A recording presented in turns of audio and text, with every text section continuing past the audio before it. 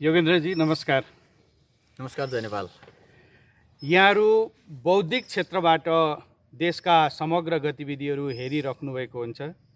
त्रिभुवन विश्वविद्यालय हाताभित्र यहाँहरू अध्ययनको कार्यमा पनि रहिरहनु भएको छ भने समग्र देशलाई पनि यहाँहरूले अध्ययन गरिरहनु भएको छ। त्यसै गरी विश्व जगतलाई पनि यहाँहरूले अध्ययन गरिराख्नु भएको छ। यहाँहरूले वर्तमान 2/3 सरकार जुन छ यो सरकारलाई हेरिराख्दाखेरि यो सरकार सफल छ कि असफल छ? सरकार सफल असफल भनेर ठ्याक्कै यस र नोमा उत्तर दिन भन्दा पनि सरकारका गतिविधिहरूको बारेमा संक्षिप्तमा हामीले भन्ने हो, व्याख्या विश्लेषण गर्ने हो, यी सूचाङ्कहरू हेर्ने हो भने सरकार सफल हो कि असफल हो भन्ने कुरा सायद तपाईँको यो अन्तर्वार्ता हेर्ने दर्शकहरूले छुट्याउनुहुन्छ जस्तो मलाई लाग्छ। वास्तवमा त्यो कसरी भने हामी गयौँ राष्ट्रियताको सवालमा जाउँ। राष्ट्रियताको सवालमा प्रधानमन्त्रीज्यूलाई देशभरिबाट एक खालको समर्थन आएको थियो। म विद्यार्थी भएको हैसियतले थुप्रै कुराहरूमा चासो राख्ने गर्छु। नेपालको राष्ट्रियतामाथि जब खलबल आउँछ त्यो बेला नेपालका विद्यार्थीहरू हरेक बखत चुरमुराएको छ। जब भारतले लिपुलेख लिम्पियाधुरा कालापानी सहितको भूभागमा आफ्नो सडक उद्घाटन गर्दा नेपाल विद्यार्थी सङ्घको एउटा विद्यार्थी इमान्दार कार्यकर्ता भएको हैसियतले म विश्वविद्यालयका कच्चा कोठामा किताब काफी बोकेर पढेर बसिरहन, त्यो हेरेर बसिरहन सकिनँ। मैले चिनौँ सिमाना जोगाउँ माटो अभियान मार्फत नेपालको सबैभन्दा पहिलो दरबार हाई स्कुलबाट सुरुवात गरेको अभियान काठमाडौँ मात्रै होइन, पालिका सबै कलेज, झापाको बिर्तामोडदेखि कैलालीको अत्तरियासम्म हामीले नेपालको नक्सा यो हुनुपर्छ भनेर सार्वजनिक गरेको कुरा आफू सम्झिन्छु। त्यही नक्सा अन्तत नेपाल देशको संसदबाट पारित भयो। यो अर्थमा प्रधानमन्त्रीज्यूलाई म बधाई दिन चाहन्छु। देशको प्रधानमन्त्री भएको हैसियतले, मैले उठाएको आवाज सम्बोधन भएको हैसियतले म खुसी थिएँ। अझ धन्यवाद नेपाली जनतालाई दिन चाहन्छु। नेपाली जनताका प्रतिनिधिहरू त्यो बेला कसैले काङ्ग्रेस भनेन, कसैले नेकपा भनेन, कसैले मधेसवादी भनेन, सबैले एक मुष्टमा सबै नेपालवादी भएर 100% सहमतिमा नेपालको नक्सा जारी भइसकेपछि मलाई आश थियो अब हरेक शिक्षालयहरूमा, विश्वविद्यालयको उपकुलपतिको कार्यालयमा, देशभरका अफिसहरूमा नेपालको परिवर्तित नक्सा हुनेछ जुन नेपालको संविधानले अङ्गीकार गरिसकेको छ। दूर दराजदेखि काठमाडौँका अझ नेपालका शिक्षालयहरूमा अध्ययन अध्यापन गराइने पाठ्य पुस्तकमा नेपालको त्यही लिपुलेख लिम्पियाधुरा सहितको नक्सा हुनेछ। त्यो विद्यार्थीले पढ्न पाउनेछन् र आफ्नो सीमाका निम्ति जसरी हिजो वीर गोर्खालीको इतिहास छ त्यो इतिहासलाई कायम गराउन अझ प्रखर ढङ्गले अगाडि बढ्नेछन्।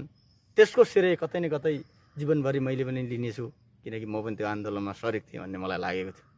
तर प्रधानमन्त्रीज्यूको हिजो अस्ति मात्रै नयाँ कुरा आयो, जो पाठ्य पुस्तकमा परिवर्तित नक्सा छापिसकेको कुरा उहाँले बन्द रोक्न लगाउनु भयो। त्यो पाठ्य पुस्तक वितरण अहिले गर्न हुँदैन भनेर जुन खालको आदेश दिनुभयो, अब राष्ट्रियताका सवालमा प्रधानमन्त्रीमाथि नैतिक प्रश्न उठ्यो कि उठेन? के उहाँ साँच्चीकै राष्ट्रवादी हो त? राष्ट्रवादी भएको भए छापिसकेको पाठ्य पुस्तक किन बन्द गरियो? यो अर्थमा सरकार राष्ट्रियताका सवालमा असफल। योगेन्द्र सर, यहाँ राजनीतिशास्त्रको विद्यार्थी भएको नाताले देशभरि रहेका तमाम हाम्रा नेपाली दाजुभाइ दिदीबहिनीहरूलाई सरकार सफल छ भने बुँदागत हिसाबमा 1, 2, 3 यसरी सफल छ, सरकारका कमी कमजोरी छन् भने बुँदागत रूपमा 1, 2, 3, 4, 5 यसरी बुँदागत हिसाबले सर बुझ्ने गरी नेपाली जनतालाई बताए। 1 नम्बर बुँदामा तपाईँले राष्ट्रियताका सवालमा भने, हजुर, राष्ट्रियताको सवालमा सरकार असफल देखियो। असफल देखियो। उसले अब वैदेशिक सम्बन्धका हिसाबले 2 नम्बर बुँदामा जाउँ। हाम्रा छिमेकी राष्ट्र भनेका परराष्ट्र सम्बन्ध प्रगाढ बनाउने सम्बन्धमा चुक्यो। हाम्रा 2वटा मित्र राष्ट्रहरू भारत र चीन छन्। 2वटा राष्ट्रहरू विकासको अग्रमोर्चामा छन्, विश्व हल्लाइरहेका छन्। त्यो बिचमा रहेको सुन्दर नेपाल आज पनि गरिबीको रेखामुनि छ। आखिर किन? उहाँहरूबाट हामीले लाभ लिन सक्ने अवस्था देखिएन। लाभ लिनु छोड्नुहोस्, उहाँहरूसँगको भएको सन्तुलित सम्बन्ध पनि आज बिग्रिएको अवस्था छ।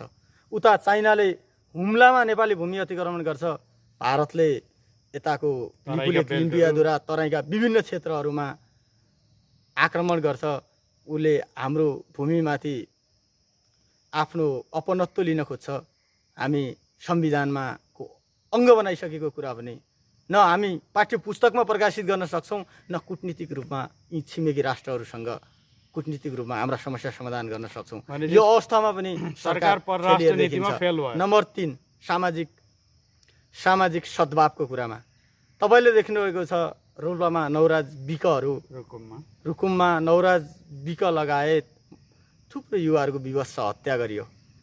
कसैले प्रेम गर्ने नाममा आज सामाजिक सद्भाव खल्बलिएको छ। हामी जातीय अन्त्य भनेर संविधानमा त लेख्यौँ, कम्युनिस्टहरूले जातीय भेदभावका पर्खालहरू भत्काउने भनेर आन्दोलन गरेको, त्यो अब जनताले अनुभूत गर्न पाएन। त्यसो भए त्यो हामीले बोलेर भन्दा पनि हामीले देखिरहेका छौँ त। यो कुरा नेपाली जनताले देखिरहनु भएको छ। दलित भएकै कारण मर्नुपर्ने अवस्था आज बनेको छ। तपाईँले हिजो अस्ति मात्रै बझाङ जिल्लाको एउटा चेली सम्झना कामीको बलात्कारपछि हत्या भएको छ। निर्मला हत्याकाण्डबाट सुरु भएको यो सरकार काण्डले भरिएको थुप्रै काण्डहरूको बारेमा चर्चा गर्न सकिन्छ। तर आज त्यही पहिलो काण्डको निर्मला हत्याकाण्ड, बलात्कारपछि हत्याकाण्डको दोषीलाई कारबाही गर्नुको सट्टा उल्टै प्रशय पाएको छ। अर्की निर्मला जस्तै अर्की सम्झना बहिनीको बलात्कारपछि हत्या त्यही सुदूरपश्चिमको बझाङमा भएको छ। यो कुरामा पनि सामाजिक सुरक्षाका हिसाबले पनि सरकार फेलियर देखिन्छ। कोरोनाको यत्रो महामारी भयो, जनतामा भोकमरी भयो, प्रधानमन्त्रीज्यूको भाषण आउँथ्यो। अब कसै जनताले भोकै मर्न पर्दैन, धनी हुनका निम्ति काम गर्ने हो, भोकै मर्न पर्दैन। सरकारले सुतिरहे पनि बेडमै खाना ल्याउँछ भनेर आफ्ना सस्ता कुराहरू बाँड्नुभयो। तर हामीले देख्यौँ, हामी विद्यार्थीहरू गएर विभिन्न चोकमा ती जो ज्याला गरेर आफ्नो एक छाक टार्नुहुन्थ्यो, उहाँहरूलाई खाना खुवाउने काम त आखिर विद्यार्थी सङ्गठनहरूले गरे। विभिन्न प्रतिष्ठित व्यक्तित्वहरू जो सामाजिक व्यक्तित्वहरू हुनुहुन्छ, राजनीतिमा जोडिनु भएको छैन, बाहिर हुनुहुन्छ, उहाँहरूले गर्नुभयो। सरकार कहाँ देख्यो? हिजो अस्ति मात्रै सस्तो लोकप्रियताका निम्ति डाक्टर बाबुराम भट्टराईलाई मैले खुला मञ्चतिर देख्ने अवसर पाएको थिएँ। कता हातमा भात हाल्दै हुनुहुन्थ्यो। यो सस्तो लोकप्रियता कति दिनका लागि प्रधानमन्त्रीज्यू, पूर्व प्रधानमन्त्रीज्यू हामीले देखेको होइन? उहाँ नै नेपाल देशको अर्थमन्त्री भएको होइन? उहाँ नै नेपाल देशको प्रधानमन्त्री भएको होइन? उहाँले नीति बनाएर ती गरिब दुखी एक छाक खाना नखान सक्नेका निम्ति त्यही बेला कामहरू गर्ने र त्यो दिगो रूपमा कसैले पनि भोको नमर्ने स्थिति बनाउने कि अनि प्रधानमन्त्रीभन्दा बाहिर गएको बेला, सरकारभन्दा बाहिर गएको बेला एक चम्मच दाल लगेर त्यो भात, एक थाली भात बाँड्ने, यस्तो कुराले देशलाई कहीँ पनि पुर्याउँदैन। कतिपय मानिसहरूले अहिले भ्रष्टाचार घटेको पनि छ भन्छन्, यहाँको बुझाइ के छ? भ्रष्टाचारका सम्बन्धमा म आउँदै थिएँ, तपाईँले सही नै प्रश्न उठान गर्नुभएको छ। जब प्रधानमन्त्रीज्यूले भ्रष्टाचारमा शून्य सहलताको मेरो नीति हो भन्नुभयो, म सिंहदरबार छिरेको थिएँ। मैले संयोगवश गोकुल बास्कोटा मन्त्री भएकै मन्त्रालयको अगाडिपट्टि मैले एउटा फोटो खिचेको थिएँ। उहाँको अडियो काण्ड बाहिर आएको थिएन। त्यो एउटा संयोग मात्र बस्यो। पछि मैले सामाजिक सञ्जालमा राखेको पनि थिएँ, म भ्रष्टाचार गर्दिनँ भनेर उहाँको अगाडिपट्टि लेखिएको थियो। मैले फोटो खिचेको 24 घन्टा नबित्दै उहाँको एउटा अडियो काण्ड आयो। अडियो काण्ड आउँदै गर्दा सबैको ध्यान त्यतातिर। 70 करोडको अडियो काण्ड भ्रष्टाचारमा लित आयो। त्यो व्यक्ति को हो त? कुन खालको मन्त्री हो? कसको सिफारिसमा मन्त्री भएको हो? कसले त्यो मन्त्रीको संरक्षण गरिरहेको छ? कसले त्यो मन्त्रीको वकालत गरिरहेको छ भन्दा त्यो अध्ययन गर्दै जाँदा उहाँ प्रधानमन्त्रीको सबैभन्दा विश्वास पात्र उहाँ देखिनुभयो। यस्ता कुराले सरकारको सबैभन्दा नजिकको पात्र मार्फत नै नीतिगत भ्रष्टाचार भइरहेको छ भन्ने कुराको पुष्टि गर्छ। के त्यो 70 करोड काण्डमा गोकुल बास्कोटा मात्रै समावेश छन् त? पक्कै पनि छैनन्। त्यो समावेशितासँग त प्रधानमन्त्रीको प्रत्यक्ष संलग्नता देखिन्छ। के उहाँले नैतिक रूपमा राजीनामा दिन पर्दैन? एउटा मन्त्रीलाई बर्खास्त गरेर पुग्छ? यसैले यो त एउटा प्रतिनिधि, यो प्रतिनिधि घटनाले नै समग्र सरकारको चाहिँ भ्रष्टाचारका पुलहरू खोल्छ जस्तो मलाई लाग्छ। यो भ्रष्टाचार चुर्लुम्मै भ्रष्टाचारले देश डुबेको छ। आजको आन्दोलन नै भ्रष्टाचारको विरुद्ध हुनुपर्ने हो, तर त्यो भन्न सकेको छैन। अब नेपाल विद्यार्थी सङ्घ भ्रष्टाचारको अन्त्यका निम्ति नै सडकमा आन्दोलनको जिहाद छेड्न आउँदैछ। भ्रष्टाचारमा पनि सरकार अथवा अहिलेको व्यवस्था फसेकै देख्नुभयो। विकास निर्माणका सन्दर्भमा यहाँले के बुझ्नु भएको छ अहिलेको अवस्थामा? विकासका सन्दर्भमा नियमित हुने विकास त जो सरकारमा आए पनि भइरहने कुरा हो। कहाँको 1 किलोमिटर सडक बन्ने, कहाँको के भन्ने कुरा प्रधान कुरा होइन। त्यो तपाईँ सडकमा सरकारमा आए पनि बन्छ, म आए पनि बन्छ, अर्को कुनै अमुक पार्टी आए पनि बन्छ। त्यो नियमित भइरहने कुरा हुन्। तर सरकारले आफ्नो घोषणापत्रमा, जसरी यो सरकार बन्दै गर्दा घोषणापत्रमा राखेका कुराहरू हुन्, तिनीहरू हेर्दा कुनै पनि एउटा काम भएको देखिँदैन। चाहे रेलमार्गको कुरा गर्नुहोस्, चाहे हावाबाट बिजुलीको कुरा गर्नुहोस्, चाहे ग्यास पाइपलाइनको कुरा गर्नुहोस्, कुनै एउटा काममा सरकार सफल भएको देखिँदैन। बरु उल्टै पञ्चायत कालमा चाहिँ बनेको रेल मार्गको फोटो निकालेर चाहिँ हामीले कल्पना गरेको रेल हो भनेर आज सरकार दङ्ग परिरहेको छ र थुप्रै पात्रहरूले आज सरकारको खिल्ली उडाइरहेका छन् भने सरकार विकासको मार्गमा कहाँ सफल भयो? आज मेरो बाजुरा जिल्ला राज्यको 77 दुर्गम जिल्ला बाजुरामा पर्छ। अहिलेसम्म जिल्ला सदरमुकाम सडक जोडिएको अवस्था छैन। अस्ति मात्रै भर्खरै जिल्ला सदरमुकामसम्म पिच भएको थियो। तर यो बर्सातले तपाईँ थुप्रो मान्छेहरूको ज्यान गयो, सडकहरू छिन्नभिन्न, सामान्य पहिरो आएर पक्की पुलसम्म बगाउने अवस्था बन्यो। तर त्यो बाटोसम्म खोल्न नसकिएको अवस्थामा अनि सरकारले अन्त के काम गर्यो होला र? सबैसँग यस्तै त हो नि। समग्रमा सरकारको समीक्षा गर्दा हर एङ्गलमा सरकार असफल रहेछ होइन? सरकारले सुशासन नै दिन सकेन। सरकारले जुन खालका सपनाहरू बाँड्यो, आफूले भनेका काम केही पनि नगरेपछि अनि सामान्य कर्मचारीलाई तलब खुवाउने काम त हिजोको सरकारले पनि गरेको थियो, आजको सरकारले पनि गर्छ।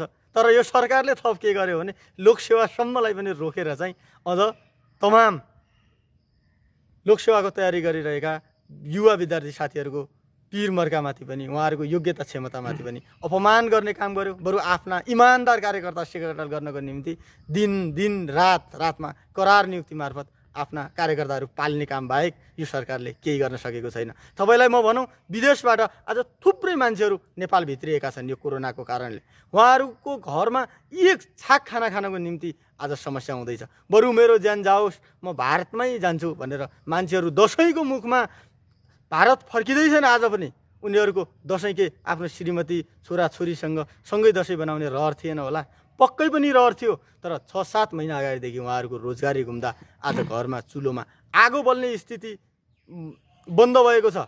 यो अवस्थामा सरकारले सोच्नु पर्दैन? सरकारले फिल गर्न पर्दैन? ती दूरदराजका, ती गरिब असहायका, यही काठमाडौँ भ्यालीका पुलको मुनि जसले वर्षौँ वर्ष बिताइरहेको छ, जसको एक शरीरमा एक सरो लुगा छैन, खानको निम्ति एक छाक पेटमा खानको निम्ति अन्न छैन, तिनीहरूको पीडा राज्यले महसुस गर्नु पर्दैन? तिनै जनताले भोट दिएका प्रतिनिधिले महसुस गर्नु पर्दैन? योगेन्द्रजी, यहाँले वर्तमान सरकारलाई चारैतिरबाट घेरेर असफल भएको कुरा भन्नुभयो।